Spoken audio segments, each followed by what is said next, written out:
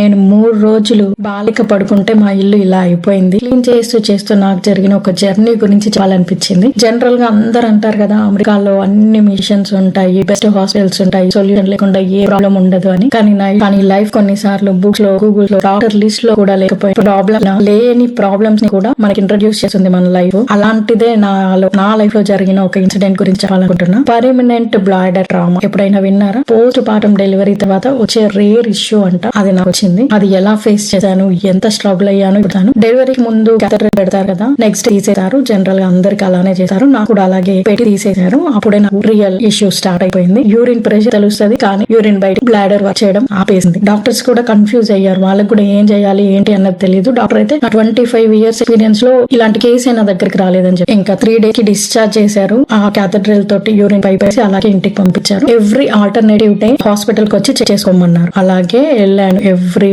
Other day వెళ్ళి రావడం cathedral తీయడము, పెట్టడము, బ్లాడర్ వర్క్ చేయడం, ఇలా 15 days వాళ్ళు హాస్పిటల్ కి వెళ్తూ వచ్చేదాన్ని. అది కోవిడ్ టైం. ఇంకా హాస్పిటల్ కి హస్బెండ్ ని అలో చేయలేదు, బేబీని అలో చేయలేదు. ఎంత నరకంగా ఉండేదంటే యూరిన్ పై పడుకోరాదు, కూర్చోరాదు, నిల్చోరాదు. ఒకరి హెల్ప్ లేకుండా నాకు ఎవరైనా బేబీని ఇస్తేనే నా పాలు ఇవ్వడానికి వచ్చేది. అంటే నేను ఒక పొజిషన్ సెట్ చేసుకుని కూర్చున్న తర్వాత దాన్ని ఎంత నరకంగా ఉండేదంటే విత్ ఇన్ 2 weeks లో మనకి డెలివరీ అయిన తర్వాత హెవీ బ్లీడింగ్ ఉండదు. బేబీకి పాలు ఇవ్వాలి, ప్యాడ్ చేంజ్ చేసుకోవడానికి కూడా హెల్ప్ అనేది లేదు. ఎంత నరకం అంటే ఇంకా ఎందుకురా ఇలాంటి లైఫ్ ఇచ్చావనుకున్నా. నేనైతే ఈ లైఫ్ ఉండేదానికంటే ఒకసారి ప్రాణం తీసుకుని పోయినా బాగుండేది అనిపించింది.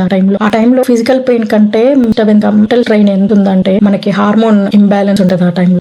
ఫైనల్ గా 15th day హాస్పిటల్ కి వెళ్ళాను. వెళ్తే డాక్టర్ 15 days ఇలా క్యాథెటర్ నీకు బాడీలో ఉంటే బాడీ ఇన్ఫెక్షన్ స్ప్రెడ్ అయిపోతుంది, తీసేయాలని. ఇంకా సరే మరి ఏంటి సొల్యూషన్ అని అంటే, నీకు ఎవ్రీడే యూజ్ అయిన త్రో క్యాథెడ్రల్ పెట్టేది ట్రైనింగ్ ఇస్తాను, ఇంకా పర్మనెంట్ గా నువ్వు ఇదే చేయాలి. స్టిక్ అయితే రిఫర్ చేశాను, సొల్యూషన్ అక్కడ దొరికితే దొరుకుతుంది, లేదంటే పర్మనెంట్ గా ఇవే యూజ్ చేయాలని చెప్పింది. ట్రైనింగ్ చేసింది, అసలు ఒక షాక్ లో ఉండిపోయిన, మైండ్ కూడా పని చేయలేదు నాకు. క్యాథెడ్రల్ తీసేసి ఇంకా ఫైనల్ గా ఇప్పుడు 300 ml నేను అవుట్ సైడ్ నుంచి నీ బ్లాడర్ లోకి పంపిస్తాను. ఇప్పుడు యూరిన్ వస్తే నీ ప్రాబ్లమ్ కి సొల్యూషన్ దొరికిన లేదు అని అంటే ఇప్పుడు దాకా చెప్పిన ట్రైనింగ్ అంతా అది ఫాలో అవ్వాల్సిందే డైలీ లైఫ్ లో. సరే ఇంకా ఫైనల్ తో బాధ అయితే నేను వెళ్ళాను. వెళ్ళిన తర్వాత ఇటు తిరిగి ఏం లాభం లేదు. యూరిన్ రావట్లేదు, ప్రెషర్ తెలుస్తుంది, ఏం చేయాలో అర్థం కావలేదు. ఉన్న దేవుళ్ళంతా ప్రే చేసిన ఆ టైంలో నాకు అదొకటే కనిపిస్తుంది. ఇంకా ఏ సొల్యూషన్ కూడా కనిపిస్తలేదు. నాకు డాక్టరే తెలిసింది, ఇంకా నేనేం చేయాలా నాకు ఏం అర్థం కావలేదు. ఇంకా ఫైనల్ గా 1/2 hour అక్కడ కూర్చున్న తర్వాత ఇంకా ఇంకొకసారి ట్రై చేద్దాము, ఇప్పుడు వచ్చింది లేకపోతే ఇంకా నాలా ఇదే ఇంకా ఫిక్స్ అయిపోని నా మైండ్ కి నేను చెప్పుకొని బయటకు వచ్చేసాను. ట్రై చేశాను. ఇంకా లాస్ట్